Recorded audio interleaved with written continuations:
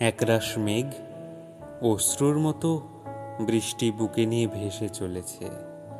আকাশ তাই দেখে অবাক। ব্যাপার কি? এত কান্না নিয়ে মেঘ কোথায় যাচ্ছে? মাঝ বাতাসে দাঁড় করিয়ে জিজ্ঞেস করল, কার ঘরে আগুন লেগেছে? শ্রাবণ তো শেষের দিকে, এখন আবার বৃষ্টির তলব কে দিচ্ছে?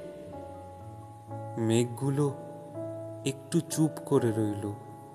তারপর এক সর্দার গোছের মেঘ বলল, গেছো ভুলে? যে মানুষটা ব্যাপ্তিতে তোমার চেয়েও বিস্তৃত, যার সৃষ্টির রামধনুতে আজও পৃথিবী রঙিন, এক জীবনের বিষাদ মন্থন করে যিনি সবার বাঁচার অমৃত রসদ এনেছেন তুলে, আজই তো সেই স্বপ্ন পথিকের চলে যাওয়ার দিন। ভুলে গেছো তুমি তা আকাশ? এমনই এক শ্রাবণ সন্ধ্যায় পূর্ণিমা চাঁদ কত ম্লান হয়ে কেঁদেছিল, মনে নেই তাকে? বাতাসও সেদিন এক নিদারুণ হাহাকারে শুনেছিল কোটি হা হুতাশ।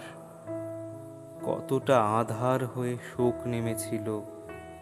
সেই কালো রাত তুমি ভুলে গেলে নাকি? আকাশ স্তব্ধ হলো। তার মনে এলো সেই পরিচিত মুখ, সভ্যতার শেষ ঋষির। পথ ছেড়ে সে মেঘদের বলল, যাও, পৃথিবীকে দেখাও কতটা বিষণ্ণ আজও আমাদের মন।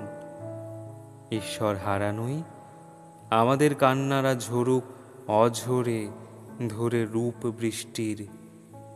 ভেজা মাঠ, ঘাট, বাট, শহর, গঞ্জ, গ্রাম সবার আসুক মনে আজ সেই বিষাদিয়া 22শে শ্রাবণ।